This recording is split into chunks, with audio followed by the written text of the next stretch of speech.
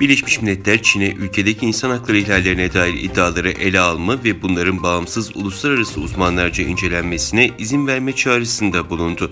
Birleşmiş Milletler uzmanları tarafından yapılan yazılı açıklamada, Birleşmiş Milletler uzmanlarının Uygur Türkleri başta olmak üzere Doğu Türkistan'daki Müslüman azınlıklara yönelik hak ihlalleri iddialarına ilişkin 2017'den bu yana endişelerini Çin yönetimine ilettikleri belirtilerek, şimdiye kadar dile getirilen endişeleri ele almaya yönelik bir siyasi irade görülmedi ifadesi kullanıldı. ABD Savunma Bakanı Lloyd Austin, Çin'in Tayvan Boğazı'ndaki barış ve istikrara yönelik tehditlerinin arttığını duyurdu. Singapur'da düzenlenen Shangri-La Diyaloğu Forumu'nda ABD'nin Hint-Pasifik stratejisini anlatan Austin, ülkesinin bölgedeki dost ve müttefik ülkelerin güvenliklerini sağlamasına ve egemenlik haklarını korumasına destek vereceğini açıkladı.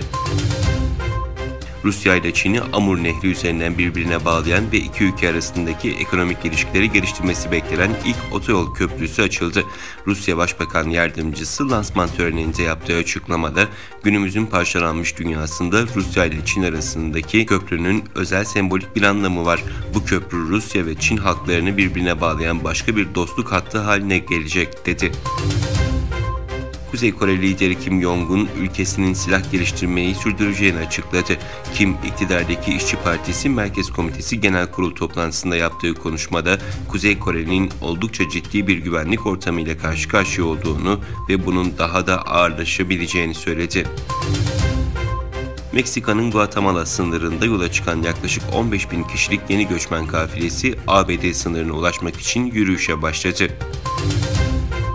Avrupa Parlamentosu, Çin'e Doğu Türkistan'da Uygurlara yönelik baskı politikalarını durdurma çağrısında bulundu. Strasbourg'da bir araya gelen Avrupa Parlamentosu Genel Kurulu'nda kabul edilen karar tasarısı ile ilgili yapılan yazılı açıklamada, parlamento, Sincan Uygur Özerk Bölgesi'ndeki Uygur topluluğuna ve diğer etnik Türk halklarına yönelik baskıyı şiddetle kınamaktadır.